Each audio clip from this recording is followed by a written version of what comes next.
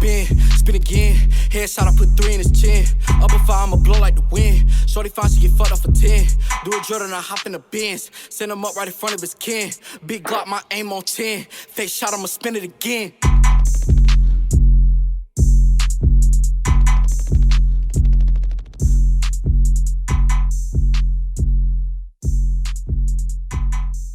What's good, YouTube? Boy, it's your boy, man. Zone 6, back in the flesh. Bills got to get paid, so I cannot rest. Back in the bill with another video, man. Lil Zay Osama may have sparked the war in Chicago back up to new heights. Now, there's always been a deadly war in Chicago, but we can all agree that it hasn't been at its peak as it was in the Chief Keef era. Now, Lil Zay Osama recently went on the No Jumper podcast, and he let everything off of his chest that he was holding in, and he clearly had something to say. Now, Lil Zay Osama's been off the scene for a little bit. He's been battling legal troubles, and he's currently still on an ankle monitor. Now, as for his No Jumper interview, Lil Zay Osama has some controversial comments that possibly sparked off the war. It's cool. Like, it was never no beef. It was never no beef. It was a situation where my girl cousin got killed. Yeah. And a nigga that was from 600 did it. Yeah. Because that was his baby mama. Now, what he is explaining here is the alleged beef between him and King Von.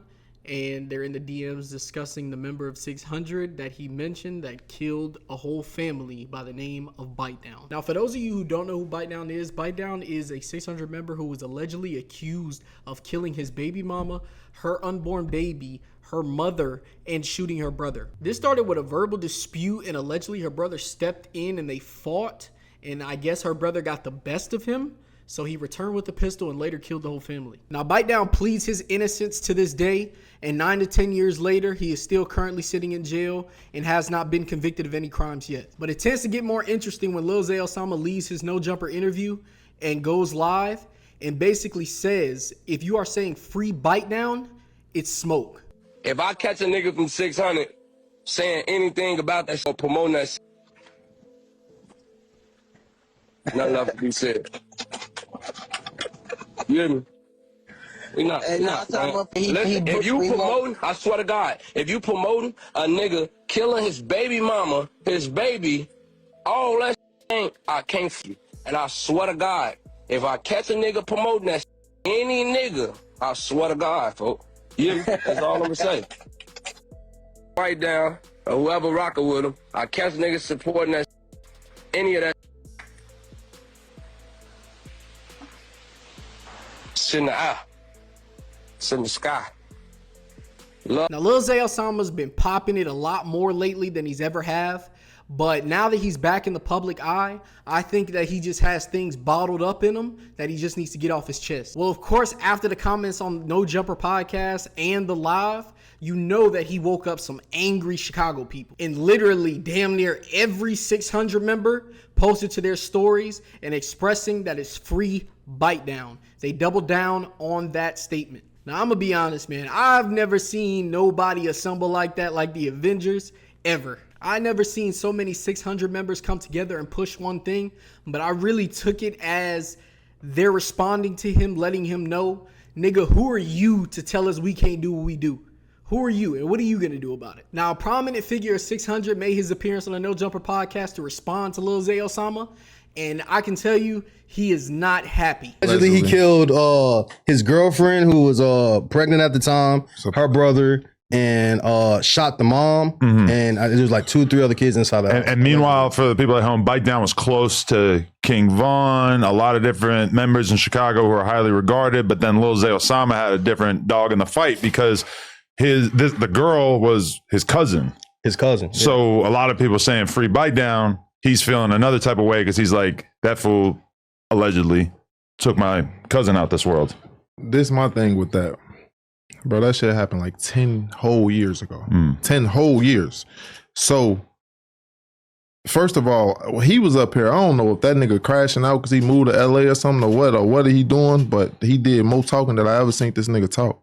But one thing you're not finna do is play with 600 or nobody from 600, nigga. F you and anything you mad about, your people, whatever. We don't give a f about none of that shit. Now, we can obviously see that 600 Breezy is not happy at all with Lil Zay Osama's comments, but he has more to say. Been past the shit. You posting messages from you and Von and shit.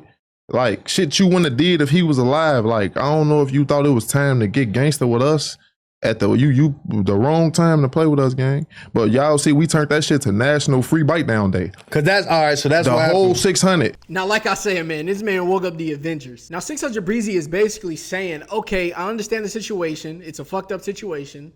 It's all alleged, but we've been keeping our silence out of respect. But if you keep poking the bear, you're going to get what you're asking for. Now, 600 Breezy goes on to explain that basically he understands what he's in there for. He understands what's alleged, but there's no concrete evidence supporting this claim. If there was concrete evidence, he would have been got an L-ball. He would have been got life. But that's still his man's till further notice. He got up here and was like, oh yeah. But this is so this is the thing. He done been saying little shit. Yeah. And we understand the situation or whatever, but it's still allegations. My homie said he ain't do that shit and I'm gonna stand behind my homie. Word. So I ain't seen no video, I ain't seen no proof of Bite Down doing no crazy shit. You feel me? Like, and I know him, raised Bite Down from, you know what I'm saying? That's my real homie, not no new nigga that we just met or none of that shit like that. He from 59. So for him to get up here on the open case and say that shit anyway, foul. And then he basically antagonized us to say something to him. He came up here with y'all and said it, and then we'll let that pass. Then he went on live. Oh, I catch anybody from 600 supporting that shit, free by the end. It's in the air. What you repeating it for? You like, I don't know what type of gangster time this nigga think he on, bro. But we ain't like. Now, let me tell you, from close sources that I've spoken to, 600 Breezy and Lil Zay Osama and other 600 members got on a FaceTime call. And let me just tell you, it wasn't a friendly call. Now, as soon as the call started, there was instant arguing.